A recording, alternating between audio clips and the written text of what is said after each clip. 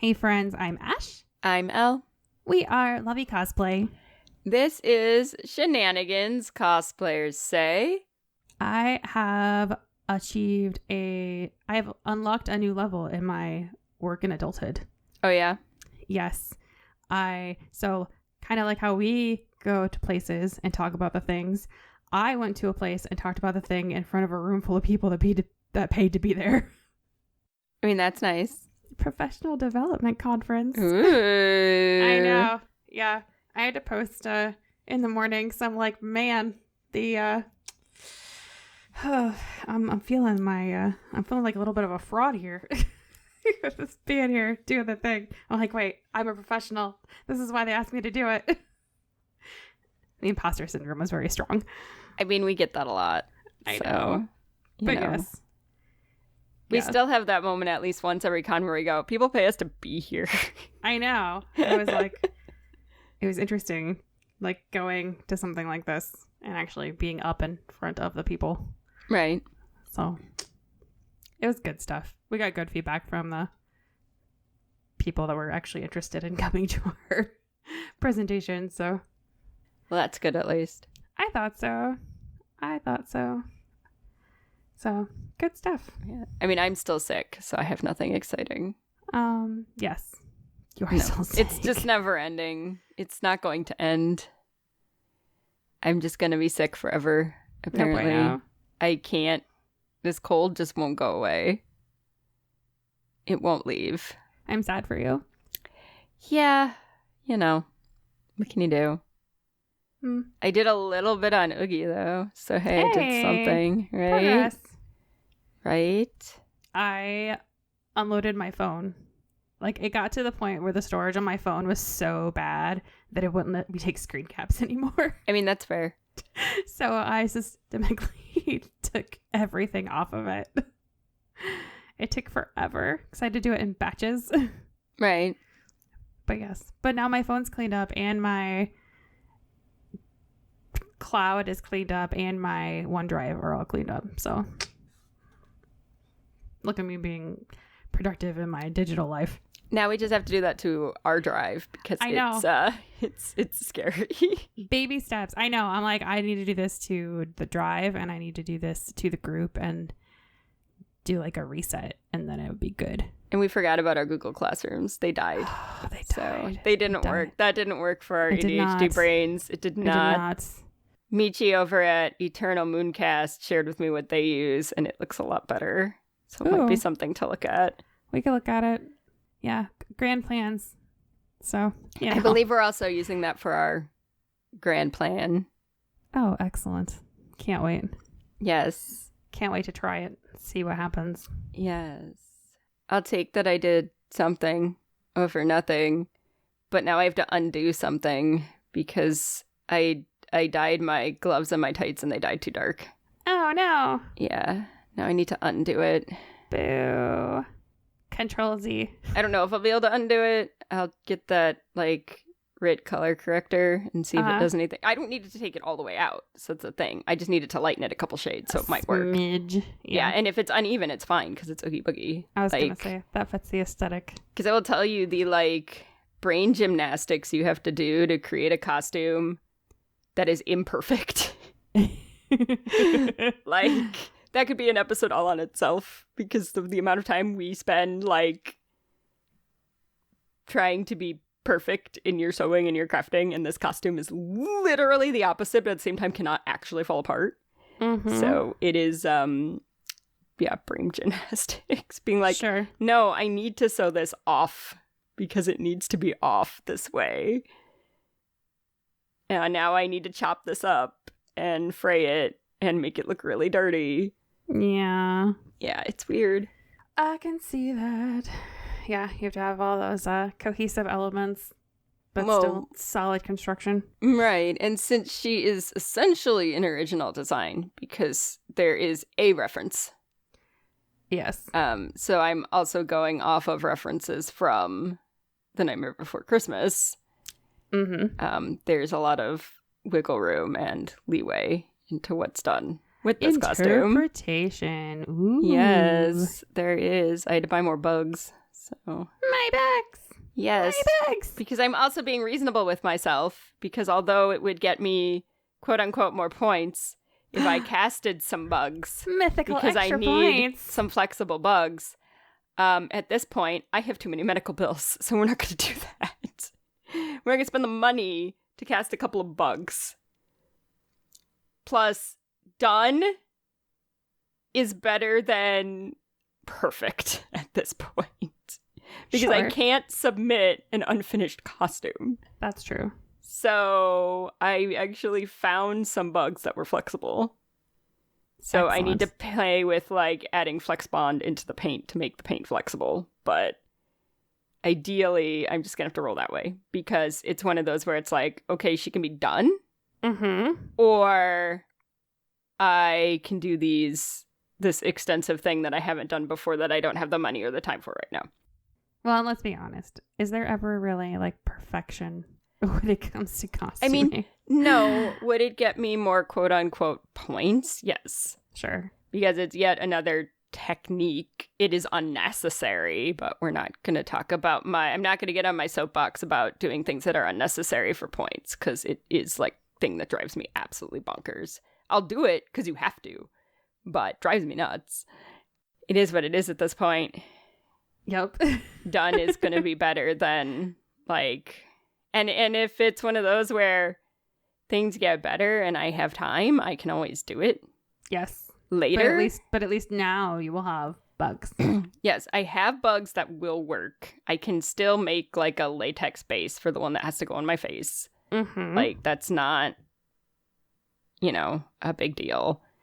But done is better than not done. So. Yes, done is better than not done.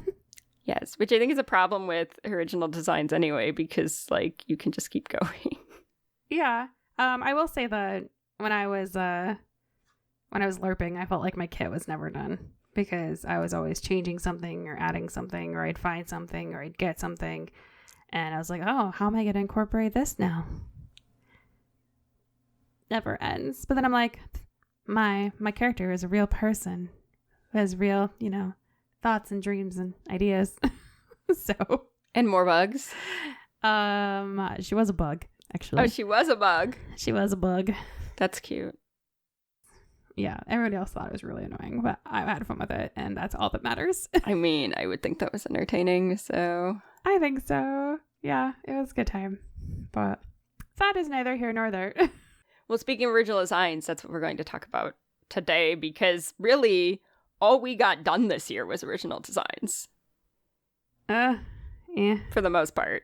You got your Cars costume done too, though. No, I didn't. Oh, no, you did. I did not. My medical thing that I've had ongoing for the past couple months. So I'm just hoping my chiropractor can fix me and I don't have to have surgery. That would be great. That would or be I can good. Stop working so much overtime. That would be great. I think so. I think that would help a lot because I did not have this problem until I switched offices and working late. So repetitive stress. Yes. Yeah. Repetitive I mean, stress on your injuries. body Yay! causes that. Yes. Repetitive stress injury. Yep. But I mean, for the most part, since neither one of us Not at all. got much done this year because we both had just too many things happen. What basically got done were original design type concepts. Whether that be Gengar or you got most of your stuff for Blackbeard, and you had Minnow, and we had Shenanigans. Penny.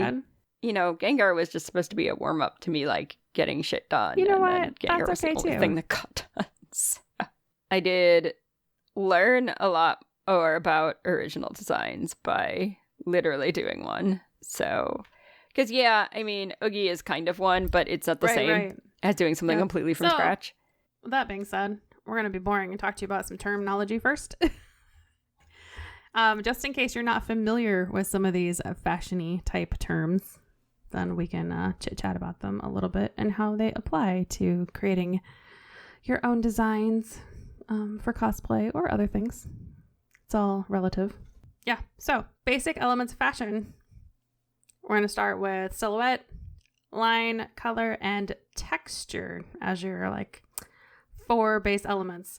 So the silhouette or the shape, that's going to be your outline of the garment. Typically, it's going to be viewed from a distance. So like I always think of fashion runways, that first impression that you get when the look comes on the runway, where they've got that all that light blaring down and you can't actually see any of the details yet. You just kind of squint and it's there. Like, who's that Pokemon? Shape.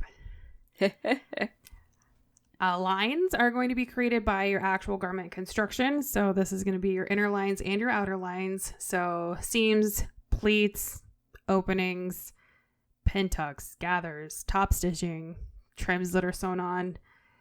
So any of those types of things. And then obviously the straighter the line, the more like crisp it's going to look, as opposed to curved lines. You're a little bit more fluid. You got to pick what you want to say about your design when people look at it. Color, I think, is the one everybody's the most familiar with. So you're going to have the hue, which is the actual name of the color. Value, so lightness versus darkness. And then intensity, I believe most art majors call this saturation. Yes? No? Maybe? But that's going to be the brightness or the dullness of the color. And then texture, that can be either physical or visual. So it's typically either from the print itself or the actual composition of the fabric, like the type of weave that it is. And this is going to be how it would look that you're going to touch it. So if you touch it, this is what it's going to feel like. Even if it doesn't feel like that, it just looks like it's going to feel like that. Same concept.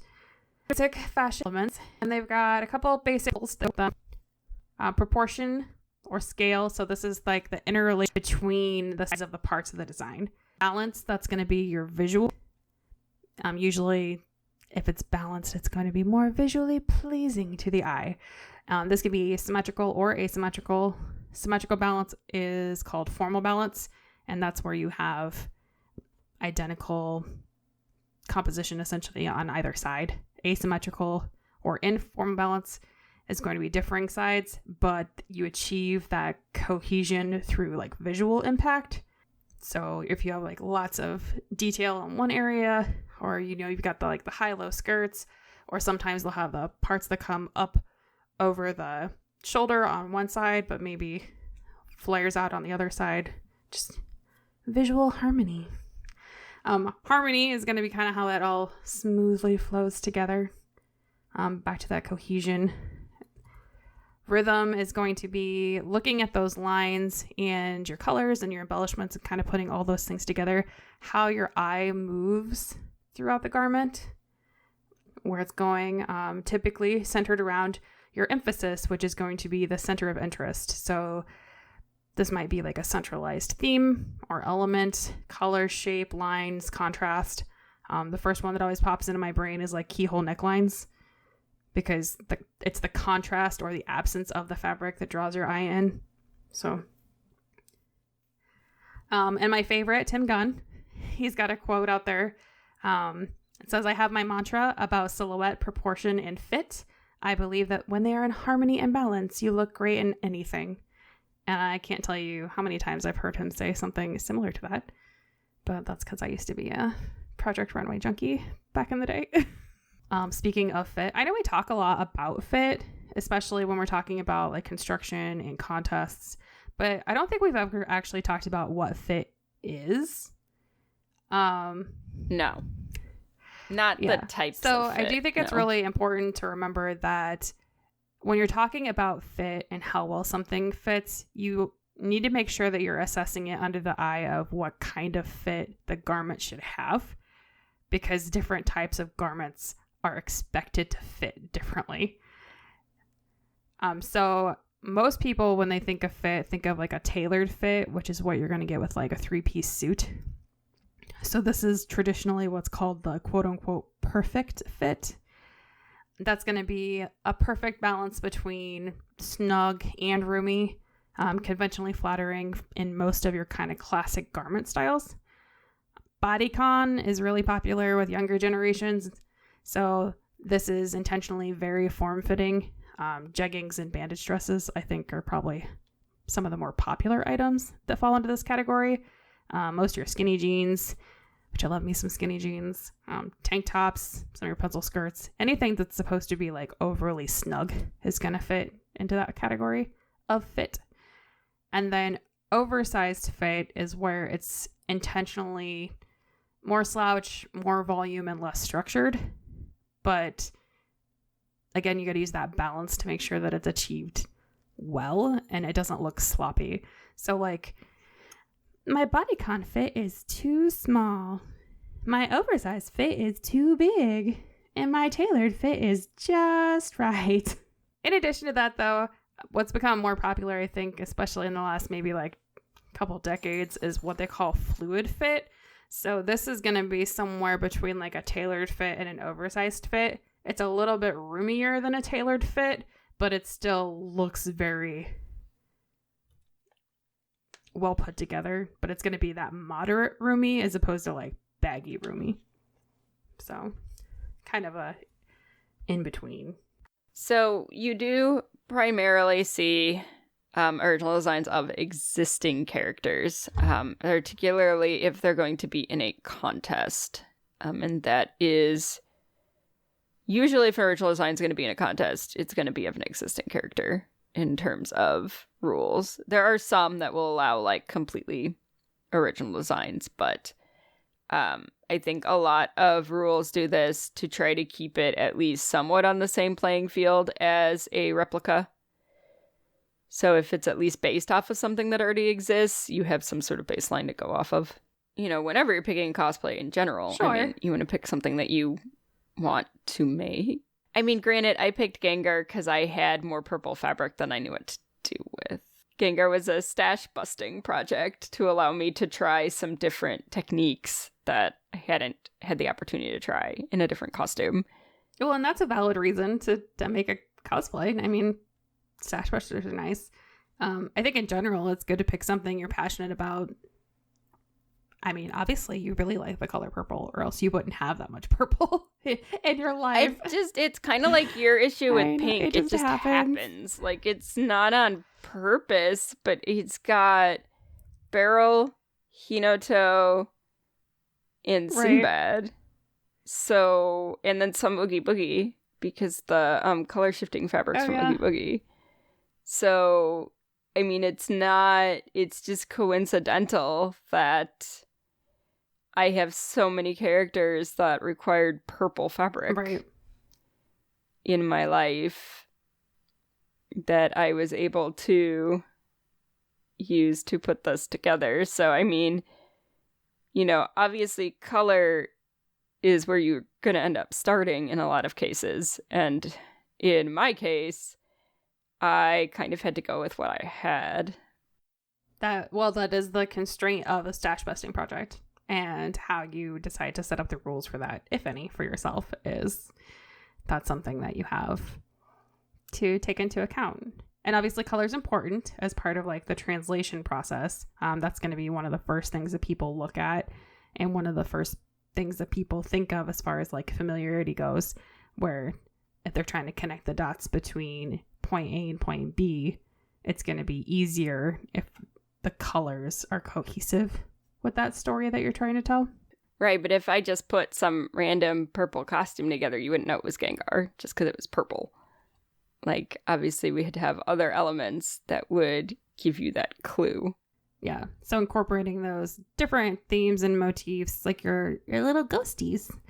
Yes, because there are ghastly buttons, and there's a haunter brooch, but then the ghost and the poison symbols are on the sleeves. But, I mean, the giveaway for Gengar is the wig, because the wig copies the ears and then the spikes that go down the back. So that's the bigger giveaway outside of the haunter. That kind of gives you a clue that, oh, okay, I see. Well, and I think the other important thing to do, too, with this, and it's kind of like what we talk about for skits. So for skits, we always say, you know, have somebody else read your script that's not familiar with your source material and, you know, does it make sense? Or watch your skit with the audio off, and does it still make sense? Can somebody translate to you the story that's happening if they can't hear the words or the music?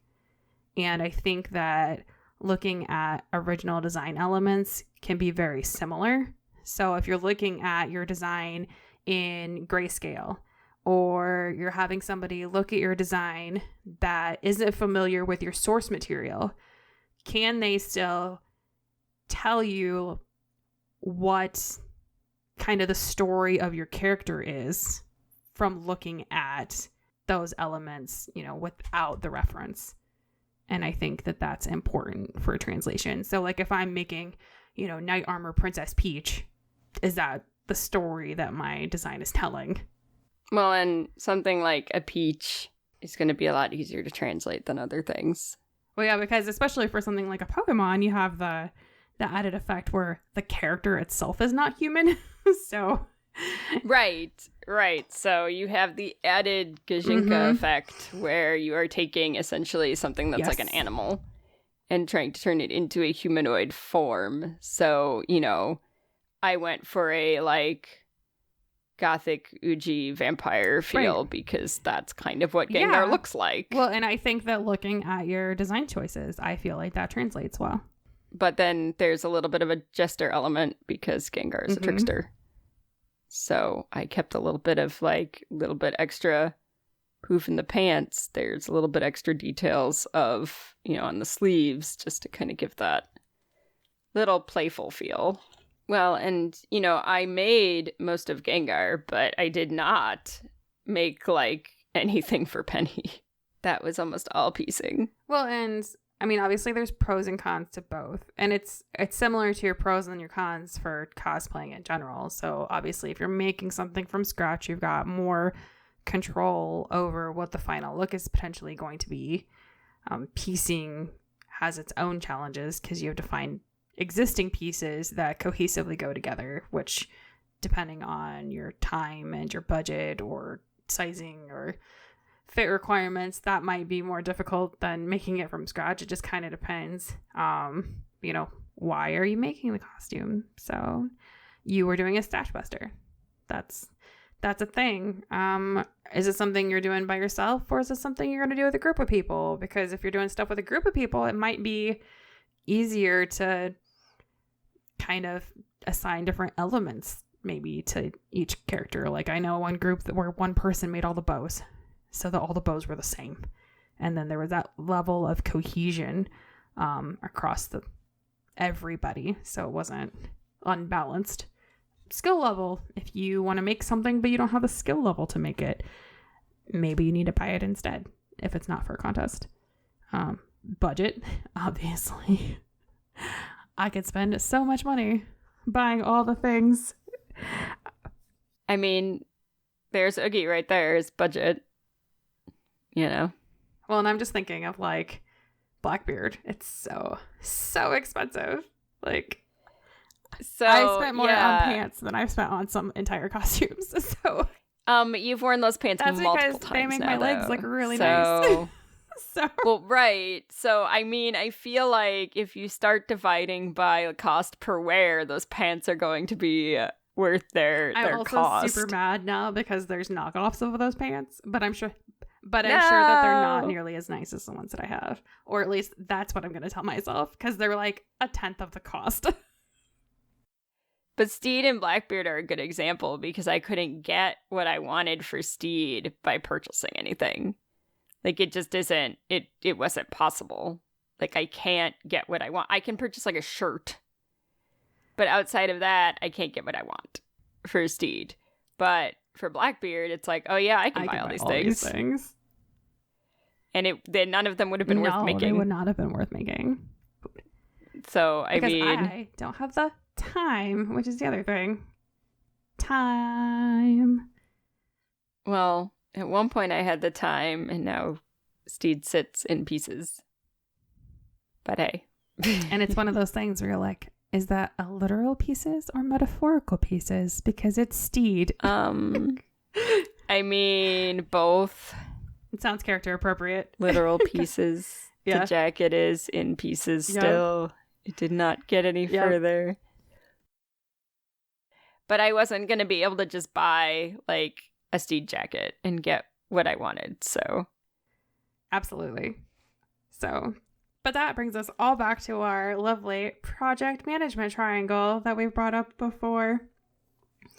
So I'm just gonna, there it is, triangle.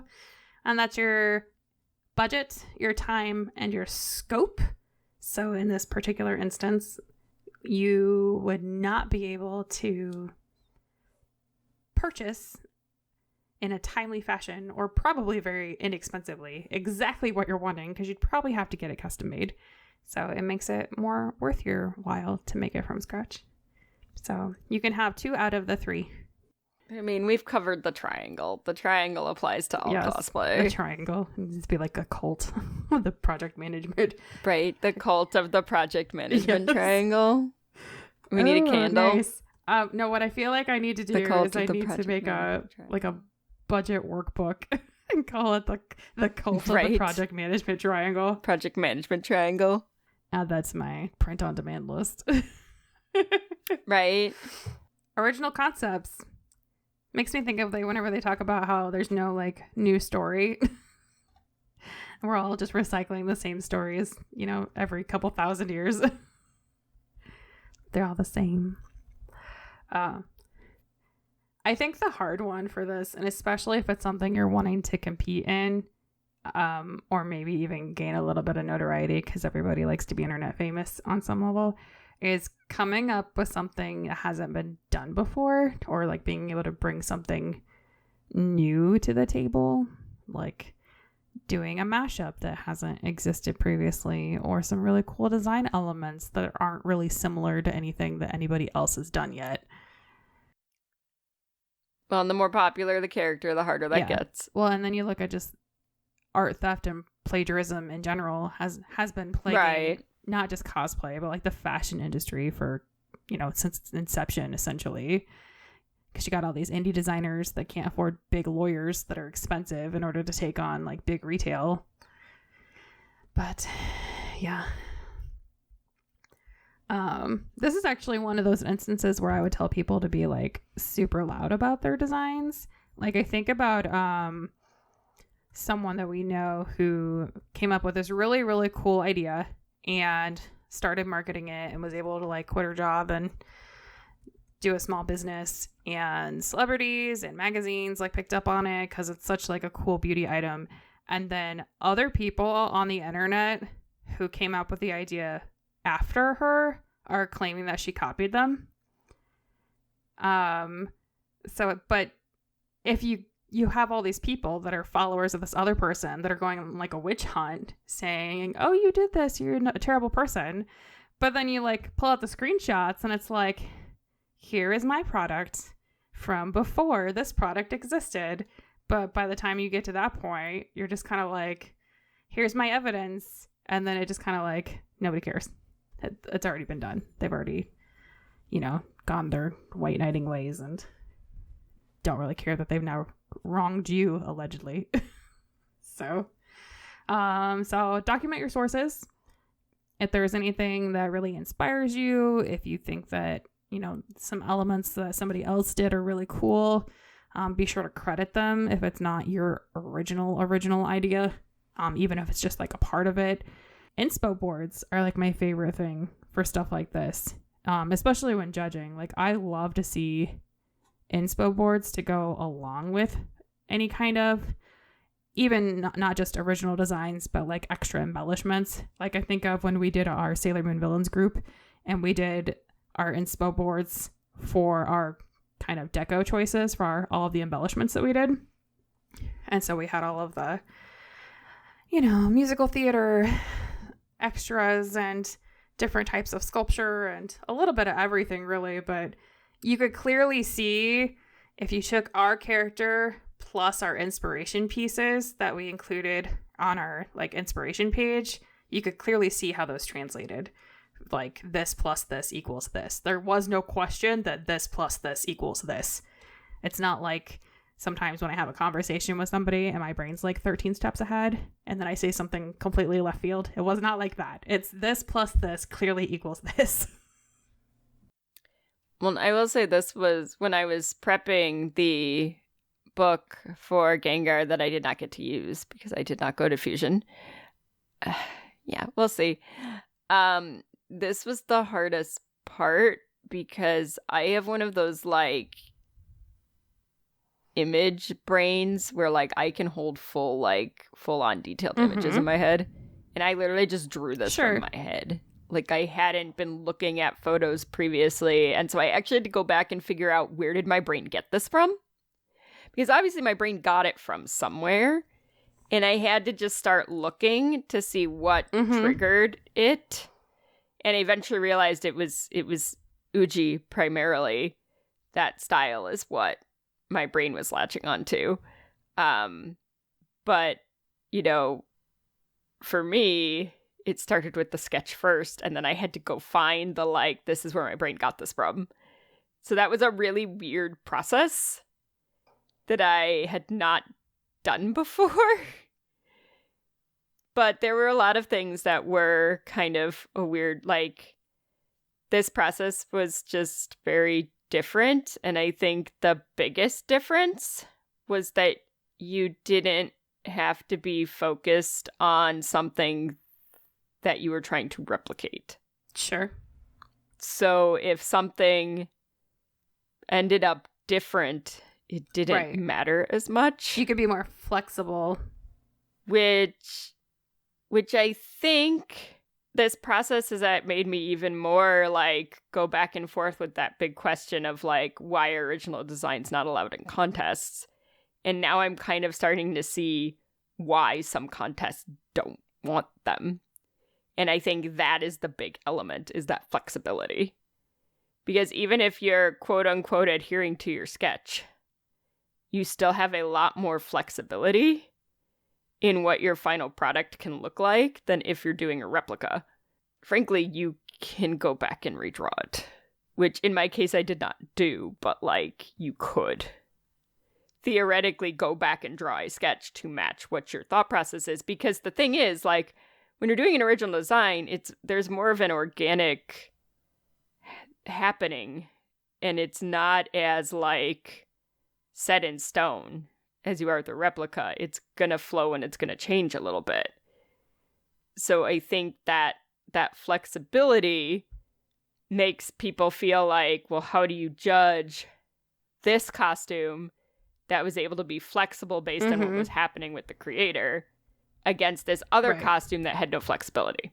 That's kind of the ultimate like difficulty, I think, with having to judge original designs against replica-based costumes. Now, we're seeing more replica-based costumes in contests with flexibility, where they're adding additional elements, they're changing things, they're doing things in the United States. That's becoming kind of a norm. Like our Sailor Moon costumes.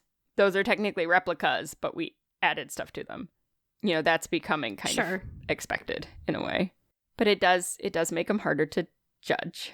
And in an original design, you can add as many techniques as you want, which is the other sort of advantage that they have. If you want to make this technique happen in this costume, you can do that without really having to like find a way to justify it, because it's an original design. So like I hadn't had an excuse to do much with like small foam details, so I wanted to do that. So I made Gengar buttons. I hadn't had an excuse to do any like beading embroidery yet, so I made Haunter. I hadn't found a costume that required those things yet, so I put them on this costume because I wanted to play with that. I haven't had a costume that required me to do any like stamping and printing, and I wanted to, so I put it on this costume. Now, do the things you add have to make sense? Yes. Because we have judged original designs who have added random techniques that made zero sense. Yeah, I mean, I think it's like any embellishment that you're adding. Like, it has to be tasteful and it has to be cohesive with the rest of the garment. I mean, it has to be intentional. I mean, even though it might have been a happy accident, because, again, you have that flexibility with creating something mostly from scratch as opposed to something that's not, but was it, quote unquote, easier for me to find a way to add these different techniques as opposed to finding a costume that already had them? Yeah. Was I less stressed out making this because there wasn't something that I had to, like, adhere to the millimeter to? Yes. This is a much less stressful process than any replica I've ever made. Because there wasn't this, like, very black and white set of references that you had to adhere to. Expectation for canon accuracy that you have to, like, compare yourself against. Exactly. So there's no, like, taking these seams out 500 times because it doesn't match the replica seams and, that kind of thing. Although with Gengar in particular, I also wasn't allowing myself to redo things more than once. Because I'm also trying to break myself of that habit, too, where I will just keep redoing it until it's, like, absolutely the way that it needs to be, which is why I don't get anything done. Because I will just keep resewing the same seam. And you don't need to, because let's be perfectly frank, you're the only one who's seeing it's off if you've redone it that many times.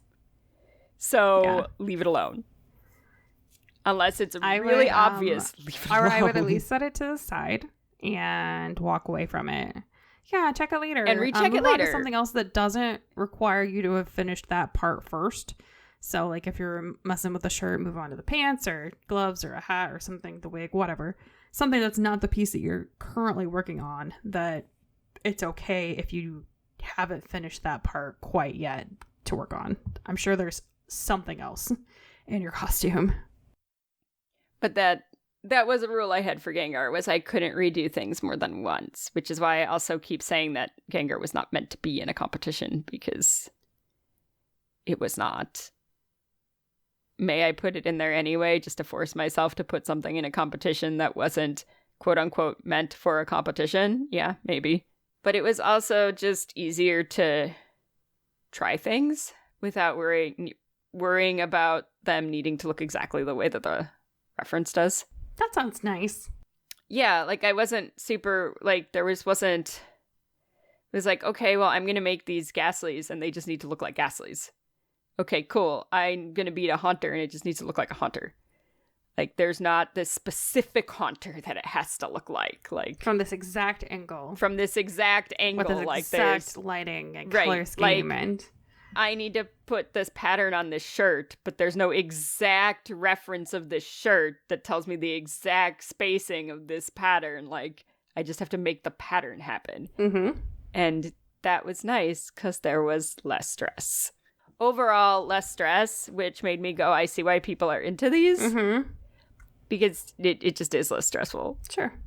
But it also made me realize how much stress I'm probably putting on myself when making costumes in general, about trying to be extremely accurate. So might need to be a little bit more flexible on that, too. A little more forgiving for yourself. A little bit more forgiving, I mean, I feel like we could all do that at some point. That seam that's a millimeter off might be okay. Yeah. It might be fine. No, I'm going to get one of those little hem things out and measure all of them. I definitely did that with my flat felt seams on Hinato. Oh, I know. Oh, I did the same thing on Kogoku, so I totally understand. I mean, like, that looks off. I'm going to measure it. I'm like, nah, and now I'm going to rip it. Ugh. Yep, I definitely do that with my flat seams, and they end up off a lot. And then I'm going to gently rub the fabric to kind of get some of those little stitching holes that are a little too gapey for my liking to kind of calm down a little bit. But is anyone else going to be able to notice that? No, probably not. Right? It's a little bit different if you're in an international. Is it? I know, well, you have 10 minutes. Though? They might find it. Being a little bit more forgiving, because I'm pretty sure this is exactly why I get very few costumes done. Is I can't just sew them. Like, they need to be. I don't know how to do that. I remember when I could just do that. It was nice. I can't do it, and I need to just. I don't like it. Do that. I know. I need some of this fabric to become costumes. So. There's a switch somewhere. I need to figure out how to turn it back on. Oh my goodness! I need to do inventory. Is what I need. I need to do cosplay craft room inventory. So the big question usually is like, should original designs and replicas be judged separately? I mean, they're already basically judged by different criteria for the most part. I mean, one's judged by accuracy, the other one is judged by like either fidelity to the source material or, you know, creative license, essentially. Well, and I think a lot of times another one of the reasons outside of like the crafting versus accuracy versus design elements aside, I don't think it's much different than when you have like some anime conventions that only let you have Japanese source material. Like the concept's the same. Like they're using whether or not you agree with their reasoning, sometimes the reasoning is we are X type of event, therefore only things that are canon to X type of event belong under contest, which I've seen mostly with anime conventions, rarely with comic, but it sometimes has to do with like non-for-profit status kind of things too. And yes and no, it does. I mean, I understand the reasoning behind it. I think that sometimes people take it personally. I think they take it to the extreme because I don't think, and again, this is me as not a lawyer in whatever state that we're talking about, not a lawyer in any state. Just from what I've read about, like when I was looking into not-for-profits ages ago and what the requirements were for them, I have a hard time believing that just because you allow an Oogie Boogie costume in your Japanese-themed cosplay contest, that all of a sudden the government's going to be like, nope, we're taking it away. Well, right. I mean, I think a lot of it more is they're trying to adhere to the like cultural aspect of this being a Japanese animation event. Yes, and that is the theme of the event. You know, it's their event. They can do what they want with it. They can get a little bridezilla about it if they absolutely want to, because that's their day. I do think that Crown does a really good job of separating these in their rubric. Oh, yeah. So Crown has a separate rubric for original designs and a separate rubric for replicas. And they do a really good job at... You can find that on any of the Read Pop convention websites in their Crown section. Mm-hmm. Because they actually show you up front what they are judging you on. Which is amazing. It's really nice. So like Oogie Boogie falls into the original design category more so than a replica category. Because you are not a giant sack of bugs. Because I'm not a giant sack of bugs, but I also only have like one reference. So it's not really like a replica. So it kind of falls in that more the original design category, as it's inspired by Sunset Dragon's design, but then there's some added elements and things to it. But wait, But there is more, because there's no bugs. My bag! In the openings and things, so... Yeah, and I think the points for the accuracy and the design is also nice. But they do a really good job at breaking down, like, what they're looking at to score you on versus what they're looking at for a replica. They're looking at that balance and harmony of all of those fashion elements we were talking about at the beginning. They do. But also incorporating your character's theme. Yes, because that's what they're looking at, is more composition and originality as opposed to accuracy. They've done very well. Very, very well. The last few years especially. Well, and if you follow Crown, you've probably noticed that original designs have become very popular in Crown. Mm-hmm. They have done very well. That's been becoming very popular in the Crown circuit. But you're also seeing them in like the Fan Expo circuit as well. So they are just kind of becoming a thing. Original designs are very much a like USA thing, though. I've noticed I'm not really seeing them in like European contests and other contests. It seems to be very much a like American thing outside of Hannah Alexander's. Well, and I mean, ultimately, like, I don't really have an issue with original designs being in contests. Like, if they want to be in contests, they can. Right.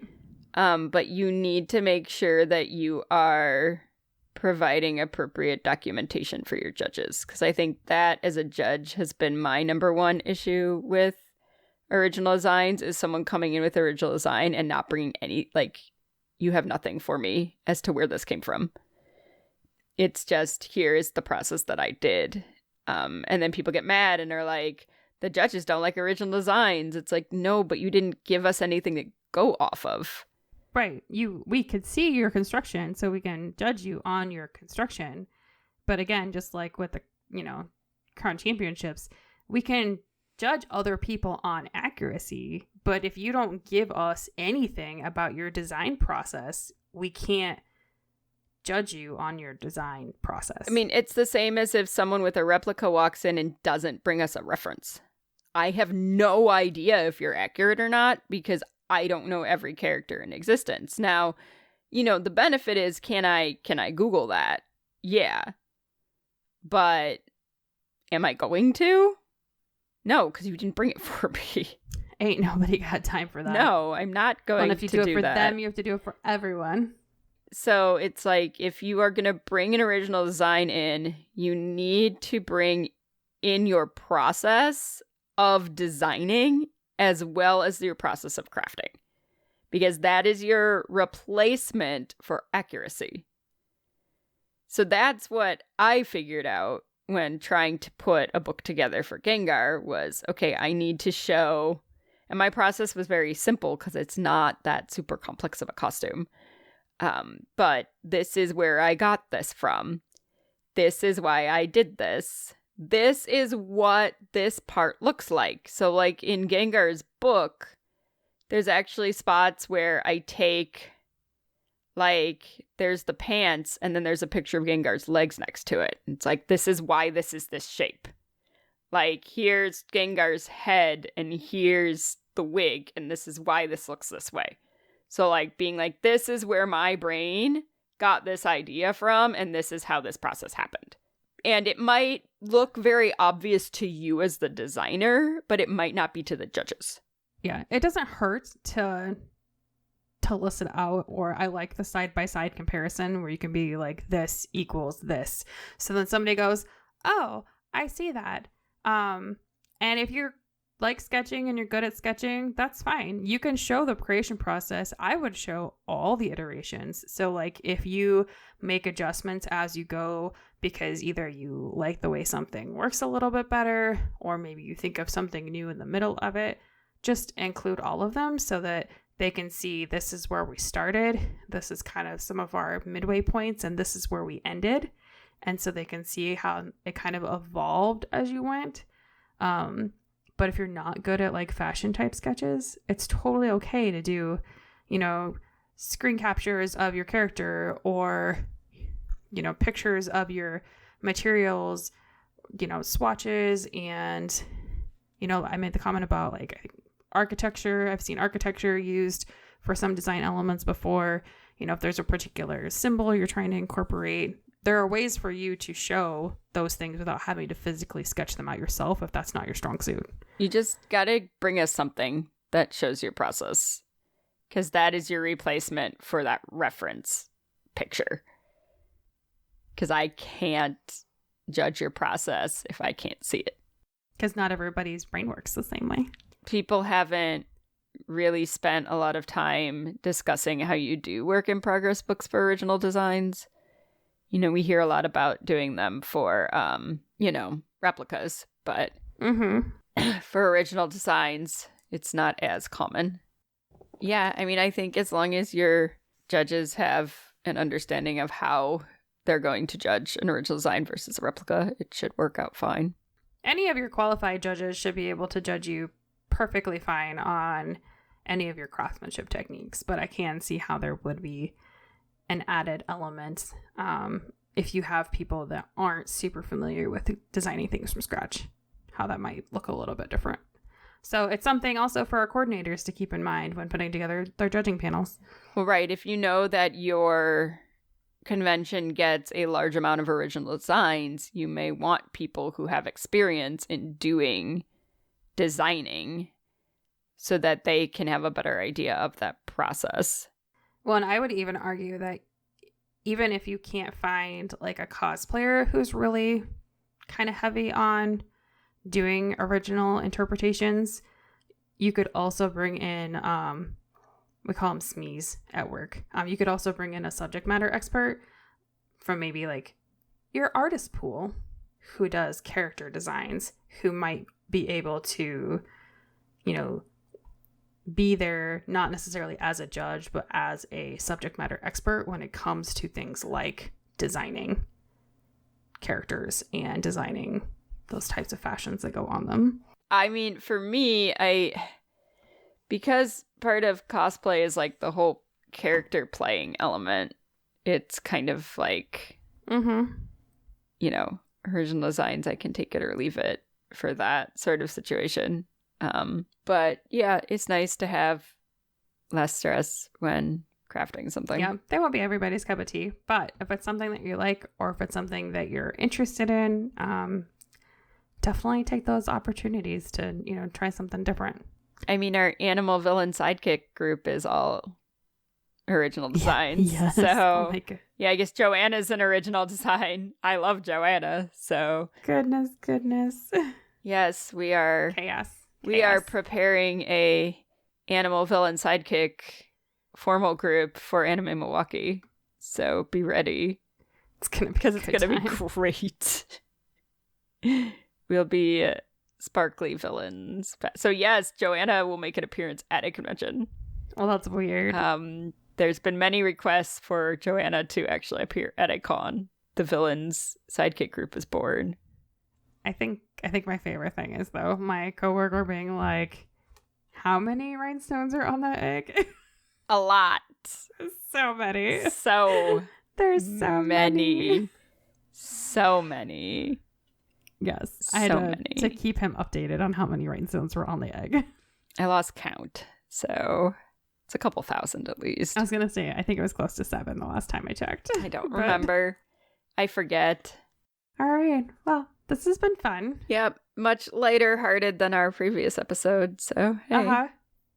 Yeah. I know it doesn't sound like that because we're really tired, but we are. I'm sick again. So, you know. Again? Still. I mean. Continuously. Alas. All right, guys. It's been fun. Friends. I'm Ash. I'm Elle. We are Lovey Cosplay. And this is Shenanigans Cosplayers Say. You've been listening to Shenanigans Cosplayers Say, produced by LVC Productions. You can find us on Facebook, Instagram, Twitter, TikTok, Twitch, and YouTube at Lovey Cosplay. Our podcast Instagram is Podcast SCS. Our website is loveycosplay.com. Have a fun, crazy con or cosplay-related story, absurd cosplay question, or just something in general to share with us? Email us at podcastscs@gmail.com or DM us at podcastscs or Lavi Cosplay on Instagram. If you like what you heard, please rate, review, and subscribe on YouTube, Spotify, or wherever you get your podcasts. Thank you for listening, and remember, just because you can doesn't mean you should.